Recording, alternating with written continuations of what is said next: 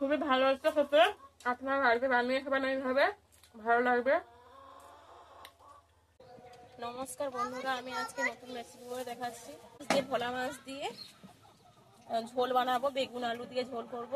কি কি নিয়েছি দেখুন: উঁচা পেঁয়াজ, টমাটো, কাঁচা লঙ্কা চিরা, হলুদ, লবণ, জিরা পেঁয়াজ বাটা আর রসুন। কড়া গরম হয়ে গেছে, তেল দিয়ে দিচ্ছি, সাদা তেল।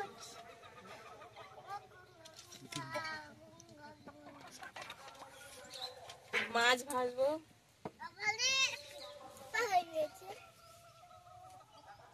তেলটা গরম হয়ে গেছে, মাছটা ভেজে নিচ্ছি।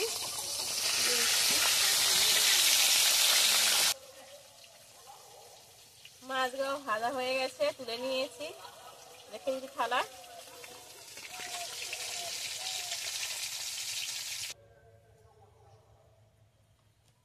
মাছ ভাজা তেলের উপরে রসুন কোয়া দিয়ে দিচ্ছি, একটু নাড়াচাড়া করে নিচ্ছি। একটু ভাজা হয়ে গেছে, এবারে পেঁয়াজ দিয়ে দেবো, পেঁয়াজ কেটে একটু ভাজা ভাজা করে ভাজা ভাজা হয়ে গেছে।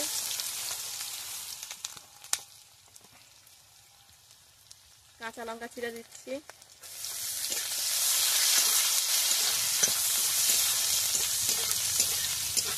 তারপরে টমাটো দিয়ে দিচ্ছি,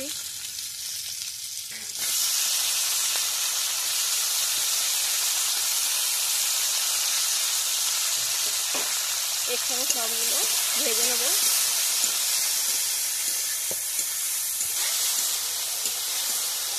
মশলাটা কষা হয়ে গেছে, এবার সবজি দিয়ে দিচ্ছি, আলু দিচ্ছি, বেগুন দিয়েছি। এরকম ভাবে তোমরাও কাটবে, আমি এরকম ভাবে কেটে নিয়েছি।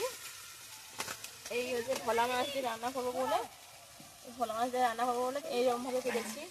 বড় বড় মোটা মোটা করে কেটেছি। বেগুন আলু সবগুলো দিয়ে দিচ্ছি, সবগুলোর সঙ্গে নাড়াচাড়া করে নেবো একটু।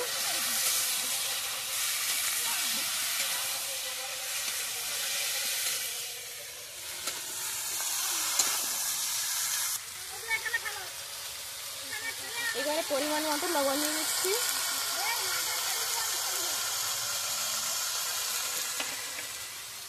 পরিমাণ মতো হলুদ দিয়ে দিচ্ছি,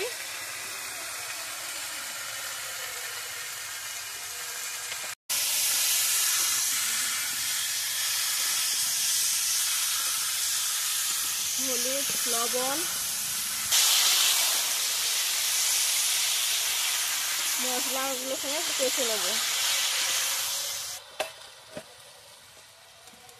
আলু বেগুন কষা হয়ে গেছে, জিরা পেঁয়াজ বাটা দিয়ে দিচ্ছি।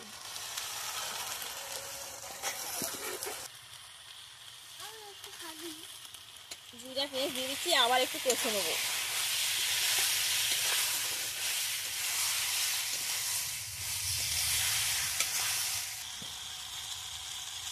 কষা হয়ে গেছে, পরিমাণ মতো জল দিয়ে দিচ্ছি।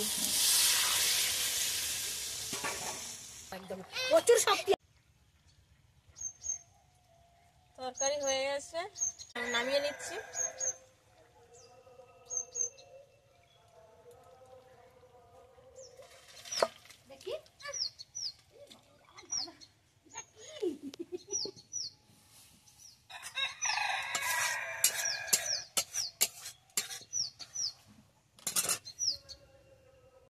বন্ধুরা দেখুন, বেগুন আলু ভোলা মাছ ঝোল করেছি, আমি নিয়ে খাচ্ছি।